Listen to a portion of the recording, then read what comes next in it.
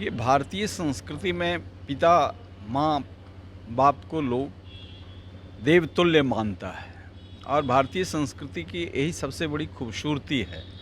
लेकिन बाज़ार के इस अंधचौकड़ी में मलिन हो रहा है ये परंपरा। और रोहिणी यादव ने एक नई पीढ़ी के लिए जो भारतीय संस्कृति के एक मजबूत स्तंभ के रूप में उन्होंने ये तो पिता को दिया ही है, नई पीढ़ी के लिए एक प्रेरणा स्रोत भी है। मैं रोहिणी यादव के इस जज्बे को सलाम करता हूँ। कुढ़नी में उपचुनाव संपन्न हो गए, वोटिंग की प्रक्रिया समाप्त हो गई है और 8 तारीख को काउंटिंग होना है। लेकिन जहां चिराग पासवान भी चुनाव प्रचार करने के लिए गए, एक जो कहा जाए कि लोगों का समर्थन चिराग पासवान के तरफ झुका हुआ दिखा, एक भीड़, एक जनसैलाब वहां उमड़ी। लेकिन क्या ये जनसैलाब वोट में तब्दील हो पाएगी? कई ऐसे सवाल हैं, उनसे बात करेंगे। हमारे साथ बातचीत करने के लिए पूर्व सांसद डॉक्टर अरुण कुमार हैं और लोक जनशक्ति पार्टी रामविलास के वरिष्ठ नेता भी हैं। जो भीड़ थी वो भीड़ जो है वोट में कन्वर्ट हुई है। देखिए, ये लड़ाई हमारी कुढ़नी और गोपालगंज मोकामा का नहीं है। हमारी लड़ाई है बिहार को इन पाखंडियों के हाथ से निकाल करके चिराग पासवान के नेतृत्व में बिहार को बनाने का है, सजाने का है, संवारने का है। तो निश्चित तौर से जो भीड़ आ रही है, जो आकर्षण है, जिसको हमने अपना नायक बनाया है, बिहार की आवाम, बिहार का युवा, बिहार का जो वंचित समाज है, जो उत्पीड़ित है, वो नायक बनाना चाहता है और उसी संरचना में हम लोग लगे हुए हैं।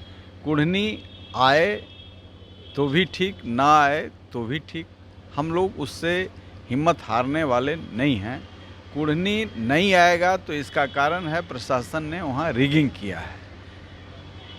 वोट का जो परसेंटेज है, जो समर्थन का जो जज्बा है, जो जिस तरीके से सर्व समाज ने स्वीकार किया है और एनडीए को अपनी ताकत देने का मन बनाया है, उससे वो जो वोटिंग का रिपोर्ट आ रहा है उसमें कैप्चरिंग भी, मौन कैप्चरिंग हुआ है। अब उसमें वोट का अंतर पड़ सकता है, लेकिन जो जज्बा था लोगों का वह बीजेपी के पक्ष में था। सवाल ये है कि जो बात आप कह रहे हैं कि प्रशासन के द्वारा रैगिंग हुआ, ये कह रहा है, महागठबंधन का कहना है कि हार रहे हैं इसलिए इस तरह की बातें कर रहे हैं। अब उनके मन में जो हो, लेकिन जो रिपोर्टिंग आ रही है, आपने वीडियो वायरल भी हुआ है दोनों कैंडिडेट के बीच में चुनाव के दिन, वह इस बात को दर्शाता है कि बूथ कैप्चरिंग हुई है, प्रशासन के मदद से बूथ कैप्चरिंग हुई है।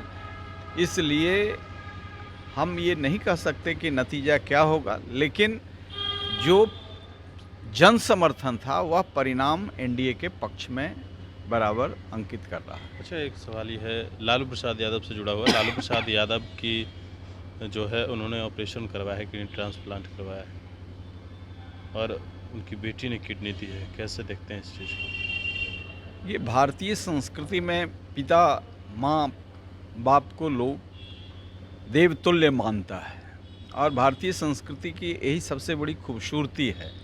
लेकिन बाज़ार के इस अंधचौकड़ी में मलिन हो रहा है ये परंपरा।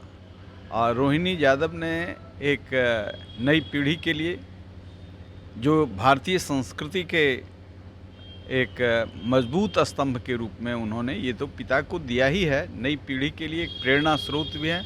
मैं रोहिणी यादव के इस जज्बे को सलाम करता हूँ। चलिए, बिल्कुल। तो हमारे साथ पूर्व सांसद डॉक्टर अरुण कुमार थे।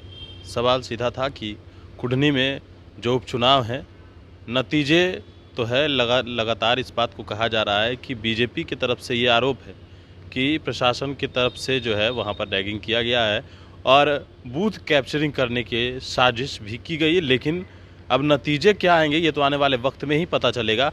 लेकिन लगातार जो दावे हैं वो दोनों तरफ से किए जा रहे हैं। मनीष फोनेशन के साथ, नमस्कार।